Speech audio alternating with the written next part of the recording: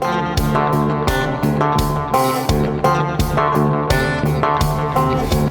guys, it's Monday. Welcome to another episode of the Chad Prather Show, Studio 22. Let's party. Let's get it on. Let's have at it. There's so much stuff in the news. Honestly, Brandon, George, I feel like I have not been in here in a month. I think that's because we taped early last week, but I'm going to get right into it.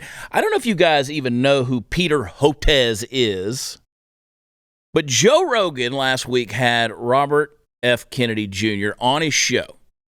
And of course, RFK Jr. Was appointed by Trump to kind of be an overseer of a committee regarding vaccines. He consistently called out Dr. Birx and Dr. Fauci. He's continually been outspoken against just these vaccines run amok. And I love the fact that now on this show we can actually use the word vaccine without calling it the jab or the blah blah or whatever it is we've called it in the past. We can actually say the word vaccine right now. We don't know how much longer you could say it, but RFK Jr. has come out consistently against that. And I appreciate his stance on that. Now, again, in an honest, topical conversation, believe it or not, it's okay for two men on a podcast that's heard even by millions upon millions of people to have an honest conversation on a topic without having to be a doctor, without having to be a virologist, without having to be an expert in any certain field. You're just asking questions. You're putting out information that you've studied and you've researched in the case of RFK, and Joe Rogan, who's sitting back asking questions.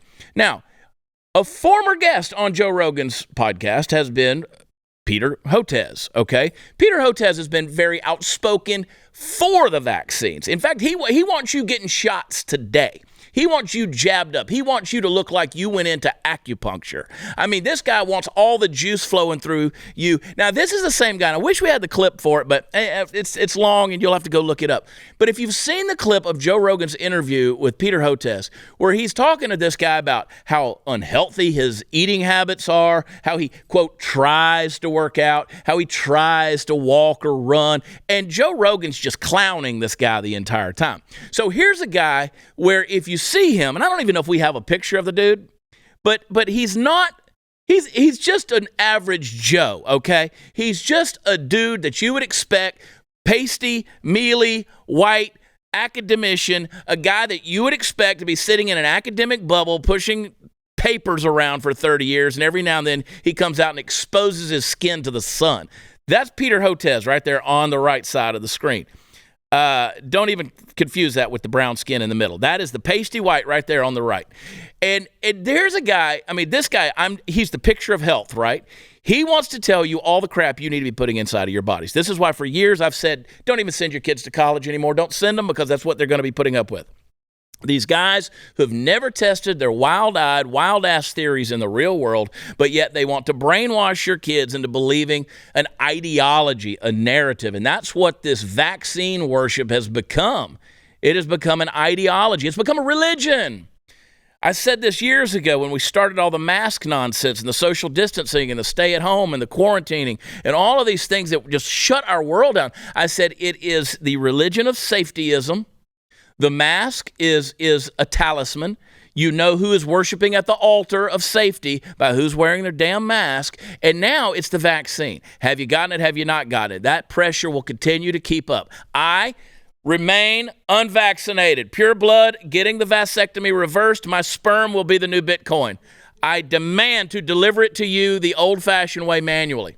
It's not coming to you frozen or in a tube. It's coming to you in me. How about that, Brandon? That's a sales pitch. But I believe we're going to see some things in the years to come. In the years to come, you're going to see two things happen. I was thinking about this morning, Brandon. In another generation or two, they're going to look back on 2023, and they're going to say to us, they're going to say, why didn't you do more to stop this shit? Why didn't you do more to stop the vaccine being pushed? Because now we're seeing all these people that are injured and dying. Mark my words. If you're still around in 20 years, 30 years, they'll be asking the questions. Why didn't you do more to stop it? They'll be saying the same thing about the transgender issue as well. Even though that's a different topic. They'll be asking the same questions because these kids that were put on puberty blockers and were put under all of these hormone therapies, as well as going under the knife for gender mutilation. In 30 years, when the results come in And we have a decimated society from these ideologies which were pushed on people that medically re-engineered them. They're going to look back at our generation and say, why didn't you do more? See, right now you're saying, shut up about it. Shut up about it. We don't want you to say anything else. I will not shut up about this. Refuse to, because I'm pissed off and this is nonsense. So, Hotez, back to my point, called out RFK Jr. and said he and Rogan are just a pile of misinformation. And everybody jumps on them and says, you got Joe Rogan who is pushing for ivermectin and horse dewormer and all this shit. And these guys are just, so what point are we going to censor them, stop them, deplatform them, get rid of them for misinformation? And so it was very simple. Joe Rogan said, let's handle this the old-fashioned way. I can't slap you in the face with a leather glove and challenge you to a duel tomorrow. Let's be gentlemen. And you've both been on my show. Let's have a debate. It's very simple. Robert F. Kennedy Jr. versus Peter Hotez. Now, Peter Hotez, and if you think, now, you can look him up all you want on the Wikipedia or whatever. He's an American scientist. I'm going to use these in quotations. A pediatrician. He's an advocate in the fields of global health, vaccinology, and neglected tropical disease control. He's an advocate. Doesn't mean because you're an advocate for something that you're an expert on something. But they're putting him up there like he's some high up accomplished scholar in a medical field. And they're saying you should not go on and debate Robert F. Kennedy Jr. because that is beneath you. How dare you condescend to a politician or a person who's outspoken? Sounds like an advocate to me. Don't condescend to them because in the name of science, you need to stand your ground. Well, they doubled down. Joe Rogan said, here's what we're going to do. I'm going to offer $100,000 to the charity of your choice, Peter Hotez, if you will come in and you will debate RFK Jr. Now, you say it's misinformation. Come on, I'm offering you $100,000 to the charity of your choice if you're willing to debate him on my show with no time limit. I'm salivating at the opportunity here. I'm looking at this and I'm going, hell yeah.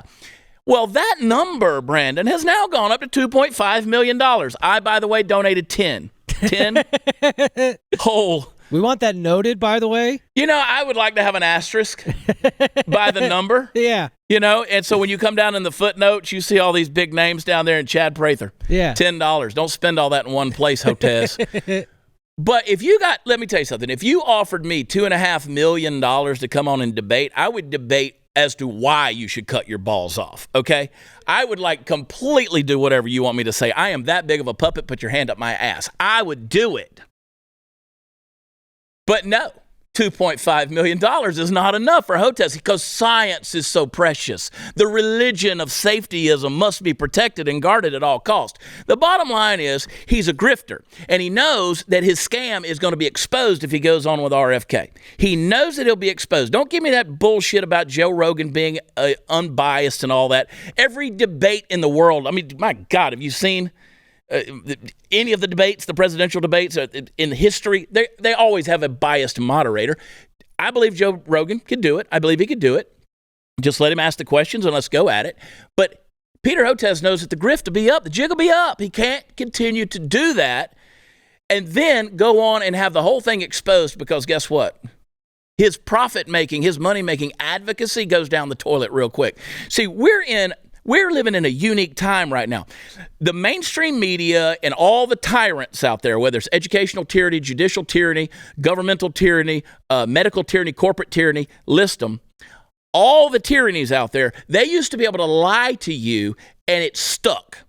It stuck. So they could tell you that Donald Trump was guilty of Russian collusion, and then it took 2 years and $30 million of investigation to try to figure that out, and you still held on to the lie, saying he's a Russian spy and all this crap. And then then it took the Durham report to say it was all a hoax. And again, there's people still out there still saying, oh, no, he's up Putin's ass because he's a Russian, he colluded with Russia. He's a plant. All right. They trust in you and your ability to close your mind, not think critically, and to believe the lie. But that gap is starting to narrow, and here's why. They overplayed their hand. They have now told us so many damn lies and called so many of us conspiracy theories, and at this point we're batting at least 900, maybe 1,000. Because if it smells conspiracy theory to me, I'm calling it out at this point. And they can't make the lies stick anymore. So they're peddling this crap out so much, and guess what? We're calling it out. To the point where even Elon Musk went on there and said, I'm in for this shit. Wasn't Elon's direct quote, but he basically said, come on, do it. He said he's afraid of a public debate because he knows he's wrong. Now, don't forget, Elon Musk is not anti-vax. He's actually very pro-vaccine. He's outspoken on that. In fact, if you were to read that thread, I'm sure you have at this point, he goes on to say he is pro-vaccine. But when Elon Musk sits there and says, hey, you're afraid to do this? I mean, do you not have any testosterone left inside of you to say, you know what, I've been challenged. So I'm going to go in, I'm going to stand up for all the things that I've claimed were true for all these years. And if it's true, why are you scared of it? If it's true, you should be able to back it up. If it's true, you should be able to bring the statistical data. But they don't want you to see the statistical data. In fact, it's funny how a lot of the statistical data these days are starting to disappear. People are going back looking for it and saying, hey, you know, we had all this data about all these things that were going on connected to the vaccine. Where is that now? And they're like, oh, shit, that file got lost. Very convenient, huh? Very convenient. It's almost like when Joe Biden gets accused of $10 million in bribery and the next day they indict Donald Trump. Well, we see through it. We see through it, man. The smoke and mirrors. You guys have overplayed your hand. So I'm here for it. My $10 is up. I'll double it to 20. I'm telling you, I'll take it up to 20. I want to see this debate. I might vote for RFK. I don't know. At this stage in the game, I don't know. I love pissing you guys off when I say stuff like that. But, yeah, Peter Hotez, he's a self-described, internationally recognized physician scientist in neglected tropical diseases and vaccine development. Funny, was he like a household name? Like Fauci's a household name. Did I miss something, Brandon? Was Hotez a... I mean, I remember him on Rogan, but outside that, I mean, I don't watch MSNBC, so I guess I wouldn't see him. But I figured they're just rolling this guy out because Fauci's no longer cool. Well, again, it goes back to my point. He's been debunked to death. Yeah. Oh, my gosh. So, hey, I'm here for this debate. I want to see it happen. And we'll hold our breath and see what's going on. But I'm going to think that this guy is going to not go on that debate. No. Not going to go on that debate. Well, and some of the deflections he's hinted at is basically saying, I don't want to go on because I might look stupid, without saying that out loud, because that's the case. Well, to your point, when he was on Joe Rogan's show before, he already looked stupid. Yeah, he looked terrible. Because he kept saying, oh, yeah, you know, I try to exercise every day. And Joe said, you try? You know, I mean, Joe is a specimen, right? Oh, health freak, yeah. And so he's like, what do you mean you try? Yeah. There's either you do it or you don't. Yeah, I don't really try to do it. When Rogan got him on the junk food was my favorite part about that. Yeah, exactly. So he already knows he's going to look like a fool. But what I get a kick out of is the Riri's on Twitter saying, don't you do it. Don't you dare get our idol next to a fire. It might burn up. It's a moneymaker, I'll tell you that. All right, hey guys, since the early days of BlazeTV, we've been fortunate to work with the team over at Relief Factor. At the time, they brought an unknown anti-inflammatory to the marketplace that they had tested in their hometown of Seattle, and it had shown a remarkable ability to reduce pain for many different types of chronic ailments. It's Relief Factor, and I love it because it's an all-natural alternative to pain medications that I trust to keep me pain-free. Inflammation is not only the chief cause of pain, but it's also a factor in many other diseases, and I feel better that Relief Factor is always working to keep our inflammation markers in check. There are hundreds of thousands of people who order Relief Factor every month, and about 70% reorder it because it actually does work. And you can get a trial pack right now for $19.95 and just see if it'll reduce your pain. Go to relieffactor.com to order it, or you could call them up at 800-4 Relief Factor. Relieffactor.com. Feel the difference. We'll be right back.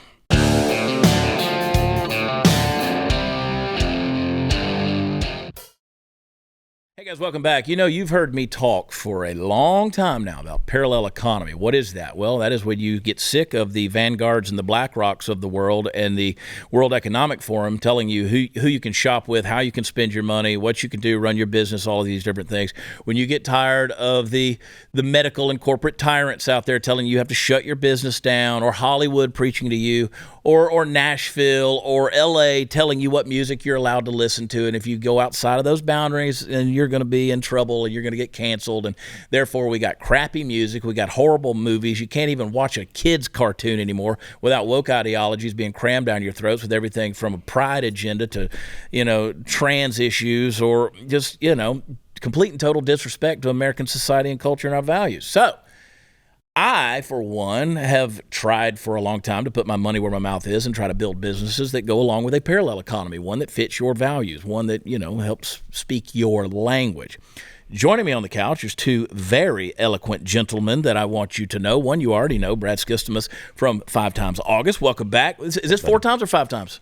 I feel like this is 4. So next feels time, like 5 to me. Next Brad. time, the 5 Times August, 5 times appearance. That's on what Chad I always Prather. say. Does it feel like 4 or 5? Because I think it's 5. And she's like, it's Whatever totally you feel like it totally is. 3. 4 totally can identify 3. as 5 nowadays. It's But fine. you've got good stuff coming out, some more stuff coming out. We're going to talk about that in a minute. And my good buddy, Chris Wallen. Now, Chris Wallen, welcome to the show, buddy. Thanks for having me. I'm glad you're here. Chris is a multi-platinum songwriter, Nashville, actually writes country music. We could list off a long list of your hits, dude, and everybody would go, oh, yeah, oh, Kenny Chesney didn't write that? No, he didn't. He didn't. That is from The Majesty in the Mind, which is Chris Wallen. Chris is significant to Brad and me right now because we've been visiting with him and some of his business partners for a while now on a new record label out of Nashville. Tell me what's going on with that deal. Well, the thing about it is it kind of all started years ago. I don't even know if I told you this story or not, but about 6 or 7 years ago, I had this money guy, and we were going to do I had this idea, this conservative record label, and bringing traditional values back to country music. And we ended up, I was going to do this huge project called Poets and Patriots. I had my buddies, a lot of country singers, that was ready to be involved in it was a charity for soldiers and this whole thing. And about 8 months into it, my money guy pulled out. I hate when that happens. And just kind of left me there. And then a year or two went by, and then COVID happened, and I had a call. A buddy, fast forward about 6 years later, and I had a buddy of mine call and said, hey, I want to have a meeting with you about a meeting I want you to have. I said, okay, we'll pre-meet, So we ended up, these guys wanted to start this. He goes, I know it's crazy. He goes, nobody's ever done it. It's a conservative record label. And I was like, wow. He had no idea that I had, started anything before or had any ideas about it. So I already had a lot of ideas of my own. Yeah. So next thing you know, I'm coming on as head of A&R and creative and, a partner, and now we're on Music Row, and that's awesome, dude. Trying to build an infrastructure, and it's Based Records, BASTE, not BASED. There's a little play on words right there, but again, based in the sense that we're not apologetic. You're going to write the music you want to write, put the stuff out there. Kind of stuff that I've used to tell jokes for years, and kind of stuff Brad's done to really put a message out there. We were down in Austin together a couple of weeks ago. Brad, you were there. We were there for a meeting that you guys had put together, kind of a minds meeting down there with a lot of thinkers and talkers and intellectuals and a little bit of music and stuff. And you guys were able to connect and build a little bit of a relationship. What do you guys have going on? Because I read a little press clipping the other day that says y'all got something going on. Yeah. Yeah, well, I've been an independent artist since I started 5 Times August back in, I was right out of high school, 2001. So 5 Times August has been around for, 20 plus years. Yeah. And it's been a long journey, but I always stayed on the outskirts of the mainstream music market, sort of just doing my own thing.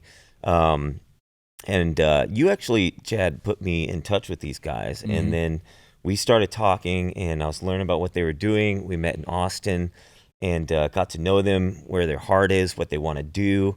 And I think Chris described it perfectly as saying they're sort of the anti-label label. And I thought, if I'm going to work with a label, I would love to work with the anti-label label, especially at this point in time, because I feel like we're at a pivotal moment in the culture war where it's time to really start making moves, and that's what these guys are doing. And so that's why I thought it'd be great to partner with them.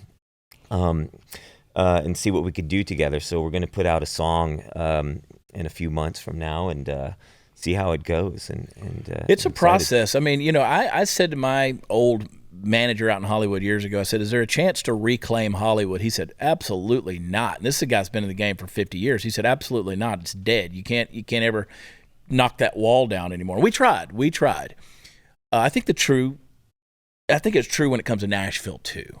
Or any record industry, whether you want to take LA, New York, Nashville, whatever. It's hard to break through that deal, but what's the solution there? Well, the solution is doing things different than because there's such an antiquated business model right now in the music business that that people like Based Records is going to kind of break apart a little bit and do things different. And basically what we want to do is provide a counterculture against cancel culture. Yeah. And if we build an infrastructure of people who who believe in what we're doing, they can't cancel us because we're not getting anything from them. Yeah. And a key there, and I said that I ranted on it last week on the show, is I said it takes money, right? Money is the deal. Everybody's like, oh, you're always doing these things to try to make money or raise money. Yeah, that's right, because it takes money to do these things that you say are your values. And if we're going to so I'm sitting here saying, here's three men right here who are actually, at least in the entertainment industry, because I could have shut up about politics a long time ago, had a comedy career. I could have been writing sitcoms, starring in sitcoms in L.A. I could have done all that stuff, but I chose conviction, right? You guys did the same thing, I mean, I get lost in Brad's blue eyes. I mean, that guy, he's got a modeling career if he ever doesn't want to do music. It's hard not to gaze. I can't stop looking at it. Oh, my God. Oh, that's real nice of you. Where's the camera? There it is. Give me my close-up. I'm ready for it, Mr. DeMille. You started writing songs, Chris, in Nashville around the time the Lord was crucified. Yeah. Right? It's been a while. Moby Dick was just a minnow. But yeah, I mean, I actually, my mother made a record in Nashville when I was 7 years old, and we lived on top of a bar on Broadway called the Turf. And Mom sang there at night, and, that was my first taste in Nashville. And I ended up moving back home, and I moved back again right after high school. Ended up working for a bail bondsman doing skip tracing at 18 years old, finding fugitives. I was scared to death. As you should have been. Yeah, and that guy about got us killed. Yeah. So I ended up moving back home again, and then, about 25 years ago, I ended up moving for the last time to Nashville from East Tennessee, and ended up, knock on wood, getting some hits and number ones and put you on the spot. What was the first number one song? You remember the first one? Yeah, the first number one song. This is an interesting story. I was at this old car show in Gatlinburg, Tennessee. Yeah, and we were looking around these old cars, and I was wishing I had one, and I've always wanted an old car, and we were walking around, and something was telling me not to buy one, and that was my wife. She was behind me, telling me, "You better Voice of not." The Holy Spirit and your wife are usually synonymous. Yeah, and I get a phone call that was basically the phone call every songwriter wants to get. That told me that my song, "Something to Be Proud Of" from Montgomery Gentry, was going to go number one that next week. And I drove home in a 1966 Chevelle Super Sport. Look at you. Look at you like a big awesome. pimp. It was in the shop for 12 years. That's not even a joke. I love that song, Something to Be Proud Of. I love that song. I still can't sing it because you wrote that. That's a hard song to sing, dude. There's a lot of words mixed in that thing. It is, yeah. But they actually sang it a little faster than what we wrote it. Yeah. It's more of a mid-tempo. Yeah. I've gotten to a point, I've heard enough of your songs, I've gotten to know you well enough. Like every now and then, like leaving dinner or something, you'll mention a song. When I wrote such and such, and I'm like, You wrote that? And I was like, because it might have been a number one. It might have just been a hit's a hit. I mean, if it's on and it's getting charting and it's doing well, and I'll be like, dang, that's a Chris Wallen song. I always write hits. It's just sometimes the S is in the wrong place. Sometimes at the beginning of the word. Yeah. But as you and I get to know each other, I start listening to things. And I was like, you know what? I think that might be a Chris Wallen song. And I'll go look it up because you do have a certain way. I guess everybody does, right? Yeah. Well, I mean, and that's the thing is for me, when I first started, it was like everybody. I wrote by myself for a long time. You know, before I moved to Nashville, I never co-wrote a song, and in Nashville, that's kind of the thing, you know. So I got to co-writing and everything, but it's important to find your voice as a songwriter, like what you bring to the table and what you do, and. So for me, I come from a small town and a lot of characters. Your life is a country song. Yeah, basically. Yeah. And there's just so many characters and everything that you meet along the way. And if some of those characters knew that I actually put them in songs, they probably want some money. Yeah, probably so. It's funny how that works out. We're going to go to break, and we're going to come back. I'm excited about the deal you're doing, Brad, with Based. And, so if you guys want to Google 5 times August and Based Records, BASTE, Based Records, you'll read the press release, and there may be some more press releases coming up. Never can tell. In the days ahead. Who knows? Who knows what we'll be talking about in the days to come. All right, we're going to come back and get some perspective from these boys. But first, I want to tell you about a product that I love. I was actually on their website earlier doing a little research because I actually have some Jase cases from Jase Medical, and I love it. It's your prescription supply service that allows you to get up to a 12-month backup supply of your prescription medication in case of an emergency.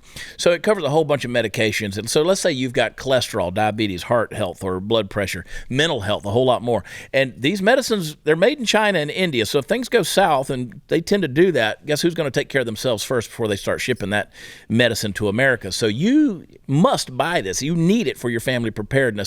And your order will be reviewed by a certified healthcare professional. It'll be delivered to your door. And we had Sean Rowland, who founded Jase Medical, on here, and he said, being prepared medically is much more than just having access to antibiotics and stuff like that, which they offer that too. He goes, because, you realize that this stuff's made overseas.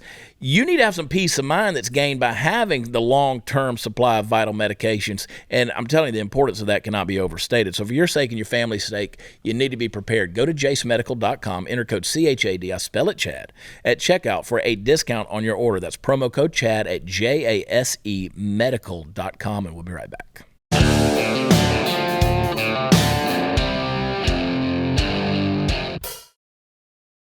Let's stick with this conversation for another minute. So we've had our friend Bryson Gray. I mean, he's killed it in the rap world Bryson blows my mind with the stuff he comes up with, and then boom, all of a sudden it's number one. It's outperforming Adele and whoever else, Jeffrey Steele has written umpteen thousand number one songs in Nashville, just, his little group of people, that came out with 81 million votes my ass.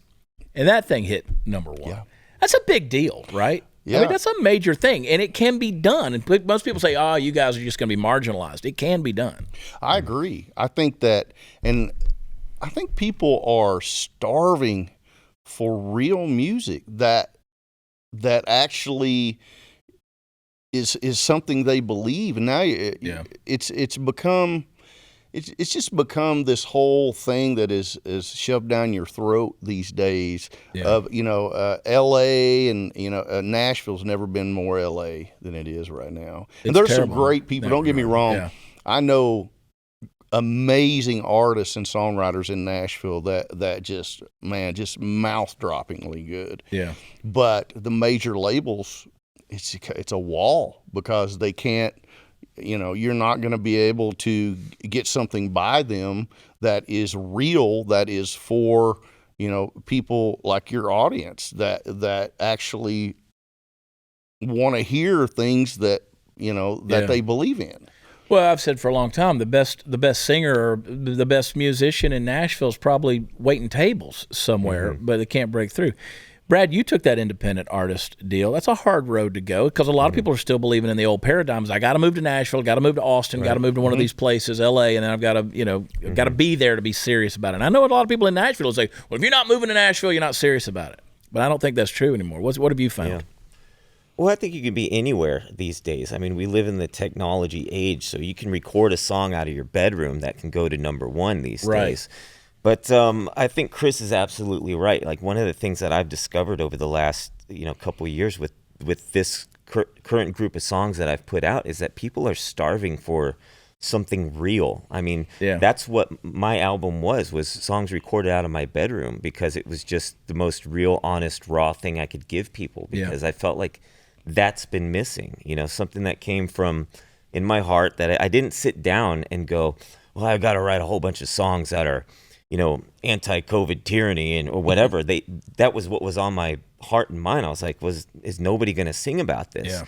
And so when I took that, crossed that line, I didn't know who was going to agree with me. Yeah. So it was surprising to see, initially you get that wave of people that are like, I can't believe you would say that or sing about that. But then you start to see this whole ocean of people that are just waiting to hear you say these things, to say something that's true. Well, I said for years, I used to sit in my truck and give these rants, still do them every now and then. But people say, and I was like, people are like, oh, thank you so much. I was like, for what? And they're like, you're saying the things we can't say. Right. We want to put those words out there, and maybe we have a job that we want to keep, and we're not allowed to say these things publicly, and you're saying those things. And I think comedy does that. I think music does that. Film can do it, but that's a hard one these days. It really takes a lot to get behind that because there's so many moving parts. Music can still be simplified a little bit, you know? Absolutely. And I always say, too, even, in the songwriting world, there are songs that I've written that have never been cut that are my favorite songs. Right. Any songwriter, usually their favorite songs have never really been out there because it's actually what we feel. And there's no, it wasn't by committee. Yeah. And there's a lot of songs out there that you hear right now that were written and recorded by committee. Because it just happened to be, hey, for this demographic, it has to be this, and it didn't come from, and what Brad was saying about, him just kind of coming out of him because that's what he believed. That's called being an artist. Yeah. I don't want my music to come from a focus group. Exactly. And I'll make a prediction. And by the way, I'm gonna go to clip 10 here in a minute just to prepare you guys over there. I gonna make a prediction. 5 times August here in a couple of months, you're gonna be #1. It's gonna be a #1 song. I'm telling you. Listen, I already know what you're capable of. You douche. I already know what you can do. Pisses me off, dude. Oh man, I'm so excited. Freaking talented, both of you guys. I mean, my gosh, just the net worth of talent sitting on this couch right now pisses me off. But I like you anyway. You're all right too. I'm telling you, it's coming, dude. I'm telling you, this whole thing. I'm so excited about what Based is doing. I'm excited about the project you're doing, Brad. I'm excited about things to come. And like this thing, it's one of those deals where when my creative juices get going, I just feel it, and I'm like, yeah, that's it. But I want to play you guys a clip real quick because I think there's a song in this. I think there's this guy is so eloquent. It doesn't rhyme, but this guy is so eloquent that I think that if we just added some meter and some time and just put this thing together, it's basically written. Play clip 10. And now I'm standing next to the president again, next to a collapsed bridge here. And he is here to commit to work with the governor and the delegation to make sure that we get this fixed quick, fast as well, too. This is a president that is committed to infrastructure. Yeah, and then on top of that, the dual kind of law of the inflation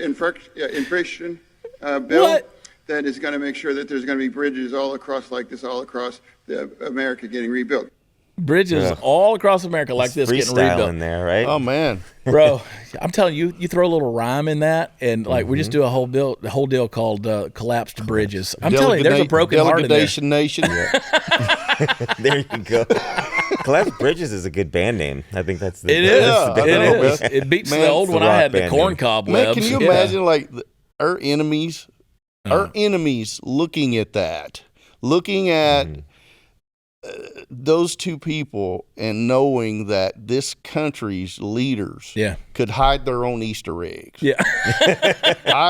It's crazy. That's why they don't have to attack us anymore, though. Is they're just like, oh, we'll just stay here and let them do their thing. Because, That's true. Yeah, there's nothing we could do that they couldn't mess up worse. Right. No.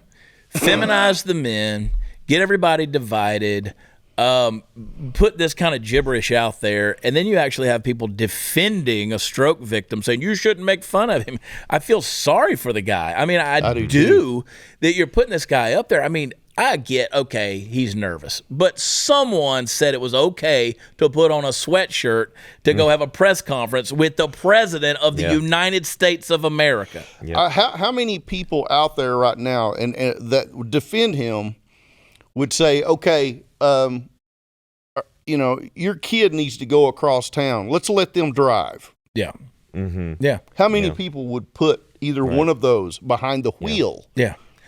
Yeah, I don't think it's about substance at all. I think it's strictly about getting people to talk about it, just like we're doing. Like, that's his look now, right? Because people go, oh, he's wearing a sweatshirt, so we're going to talk about it. Yeah. And so they're going to keep, putting him in a sweatshirt because it gets us to talk. And unless he has a massive brain bleed and just drops out somewhere, they'll reelect this guy. Right. When the time comes, they'll reelect him. Mm-hmm. Because, again, name recognition, face recognition, image recognition. You're exactly right. And it's just fashion. It's didn't he get like the fashion? Like what was it? It was like an icon deal, like a icon. Oh, really? Yeah, Oh, one of the magazines named him like top 50, fashion icons.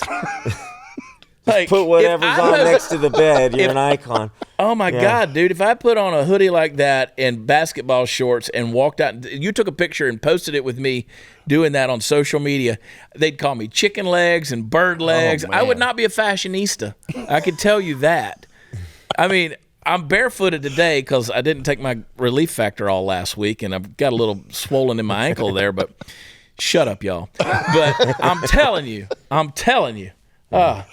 I stay like this, Brandon, you're going to have to put me down. Make sure you clean your guns. Hang on a second. Listen, by the way, if you're cleaning your guns, it's a dirty job, but you got to do it. The patches are messy. They're inefficient. The rope cleaning elements like the bore snake use that two-color pattern on them, which sometimes hides the dirt when it comes through the barrel. That's not good enough.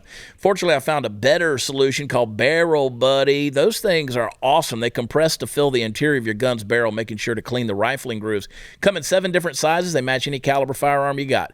Barrel Buddy's composed of polymers that don't leave behind residual particles, so it's safer too. So that's an amazing concept. It cleans by scrubbing, collecting particulates, then absorbs any remaining residue. It buffs the interior surface clean. You can even lubricate your firearm while you're cleaning.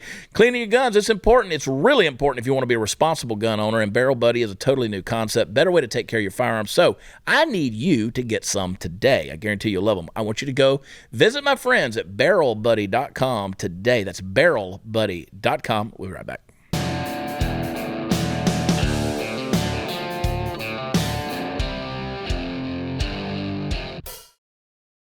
All right, before I show you something else that's going to blow your mind, Brad, you were on here not long ago, a couple of weeks ago. You still got the single out? Did I see you did some vinyl? I did some vinyl. Yeah, Silent War. My album is on vinyl now. I got to get that. Yeah, awesome. It's really exciting. I mean, that was a big deal for me because I grew up listening to records, even Love when that, records, people weren't listening to them. But they've come back, and it's really exciting to have that. You can order one at 5timesaugust.com. I'm going to 5timesaugust.com with promo code Chad. I spell it CHAD. Spell it Chad. I'm going to show you guys the gayest thing you've seen. We're starting a new segment. We're starting a new segment here. We've got to put. It's a great segue from your album. We're going to talk about... Speaking of your album, here's something really gay. We're going to go from vinyl to latex. We're going to go... we're doing a new segment. We don't have the animation finished for it yet. We got to get that. They were working on it in there in the think tank. It's called the gayest shit you've ever seen. That's the new segment that we're going to do. And play clip number 1. Hello, in case you didn't know, gay people are literally taking over the national park system. I just helped throw Pride in Yosemite for the 3rd year in a row. But this isn't a Pride for visitors to the valley. This is a Pride for the park employees, of which, as you can see, there are literal hundreds of queer Yosemite employees. We danced, we marched, we celebrated, and we got wet. I am so proud of all the community organizers within the park system who are making safe space for queer people all year round. No planet, no pride. Mother Nature is a lesbian. I'm so mad at you because I've seen that clip and I've been trying to avoid watching it. And you just made me watch it. So some of my guys that work for me, they sent me that clip this morning, and I looked. They said, "What do you want to do with this clip on social?" I said, "There's no kids in the clip. I don't really care because again, I don't care what you do. I don't care what you do. But I mean, I watch that. I get so turned on, I want to explode like a geyser. But I'm like, parks are gay anyway. Hiking, all that stuff, animals." I don't want to see nature. Nature's, what is it? Mother Nature's, what was it, a queen? I don't know. Mother Nature's a lesbian. Lesbian, sure. Didn't you know? Does maybe Mother Nature needs to stop scissoring so much? Maybe the temperature will go down. It's 175 degrees in Texas. You know why? Friction. That's why Friction. it's so humid. Yeah. It's so humid. It's so humid. There's so much moisture being generated. And it just burns up in the friction heat.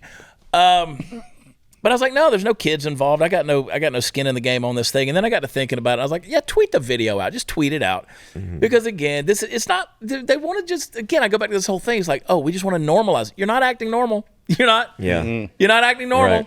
No, there's nothing normal about that. No, and you hear the audio, you hear the voiceover of that thing, and it's like, why you got to take it there? Yeah. Why do you have to take it into the whole? Wet. We got wet. Yeah. I mean, Why? you're not. You don't have to do that. Say, hey, we're proud to celebrate Pride Month. We're out here hanging out. It's an event where you feel safe. You can come have fun with us. It's a great deal. And it's like, no, you can't just do that. Right. You got to dress up like the Sisters of Perpetual Indulgence, which I just love. They celebrated them at Dodger Stadium. Gave a whole new meaning to bat and cleanup here. Play clip number 12 real quick. So this is Dodger Stadium during the little whatever they're doing, the ceremony. And there's 17 people in the stands. Nobody showed up for the Sisters of Perpetual Indulgence, which if you've seen these people, damn. It's like, why do you got to take it to that next level? Right? Doesn't make sense. But then you show outside, play clip number 11. If you show outside, then, you literally have thousands of Catholics. Which, hey, kudos to them for doing that in Los Angeles, right? Of all the places, Los Angeles, they showed up and they're praying. Well, more Americans need to do that. Yeah, I agree. I mean, that's why they keep shoving. That's why that commercial was produced in that way. Right. Because we're not showing up. Well, to say you're right. That's ridiculous. And they want to create an uprising. They want something violent. They want a January 6th, right? They want something like that. But again, when you show up and you pray and you just, hey, and again, there were people out there who said, oh, the Dodgers didn't sell any tickets that night. No, it was a sold-out game. They just didn't show up for your gay ceremony. And you know what? I wonder every time I see something like that, I wonder, why don't we have a Veterans Month? Yeah. Right. You have Memorial Day. Why? We have one day. Yeah. And it's like you're talking about the people who died for this country. Yeah. And why don't we have a if anybody's going to have a month, it needs to be them. Right. Celebrated. I had somebody when we posted the thing last week about the pride flag in between the American flag on the two flags on the White House. And they were like, they're just flags. No, they're not. No. That is the ultimate insult to me. They're just flags. They're not just flags. People literally died for what that flag represents. So, that's the thing that pisses me off. Yeah, last year after Pride Month, I changed my icon to the people were doing overlays of their profile icon with the rainbow over it for June. Yeah. And so I just did, red, white, and blue and was like, it's American Pride Month now. So let's just be, let's just do that for the whole month of July as a follow-up. But people just have to get up and start doing things like that, They wouldn't have had a problem with all those Christians showing up to pray if it was led by a drag queen, They would have been like, hooray, we're being represented there. But because it was so subdued and calm and, they got to blow it up to be something else. Yeah, a whole bunch Mother of Nature's angry a bigots lesbian. came and Whatever. Mother Nature's a lesbian.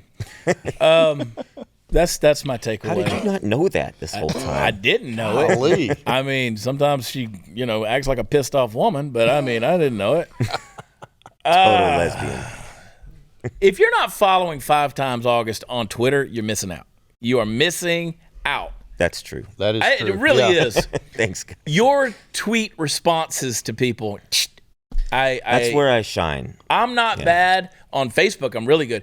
But on Twitter, I'm envious of your responses. Well, I'm They're envious good. if you see here you can rattle and go. Yeah. I need time to craft my words and go. What do I want to say here? And then that's me doing my thing. But Yeah. thanks. Well, my foot, is swollen today, but usually fits right in my mouth because of the rattling off thing. Well, maybe that helped you today. It helped me. Boy, it slowed me down, that's for sure. We got to get out of here, go do some fun stuff. Based Records, is it basedrecords.com? Yes. It's basedrecords.com, and we got some really cool stuff. And I want to say too that, man, Brad, as soon as I heard Brad, I become an instant fan. Me too. Of what he does and what he stands for. And man, we're so excited to get this stuff going.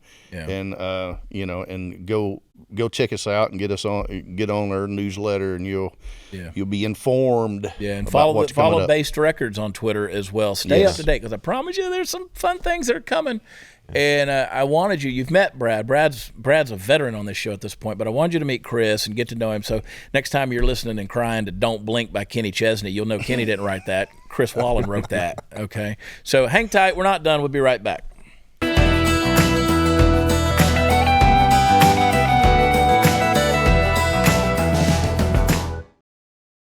People are out there Googling Chris Wallen right now, and he's not Morgan Wallen's uncle, all right? But Chris Wallen, they don't even spell it the same way. Nope. So Wallin, if you're out there doing that. Google Chris Wallen and look at that discography. Is that the word? I don't even know. Pretty impressive. And then, of course, 5 Times August, Brad Skistimus, which is the fun name to say. It's like a perverted Christmas. But, I mean, it sounds like John Fetterman trying to say Christmas. Oh, my gosh. I would love to hear him say my last name. Oh, my gosh. He just Completely quit. amazing. So would Joe Biden. Like Joe Biden trying to recognize those Asian ladies that time. He's like, Hen, Han, Wo, Han. I think I got it. Yep. Not kidding, man. Well, Yeah, he'll just give up like he does. Yeah.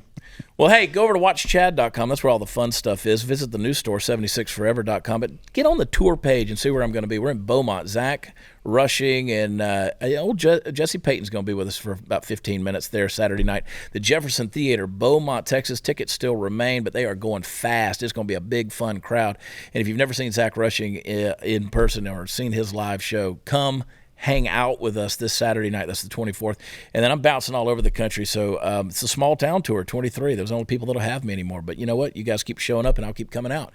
So head over there to watchchad.com. And please do not forget to subscribe to BlazeTV at blazetv.com/Chad and use promo code Chad. Boys, thanks for being on the show. Thanks for having us. Let's go write some hits or do Heck something. yeah. Let me just watch y'all write hits, okay? I'll just watch him Stay right here. tuned. We love you. God bless you. Bye.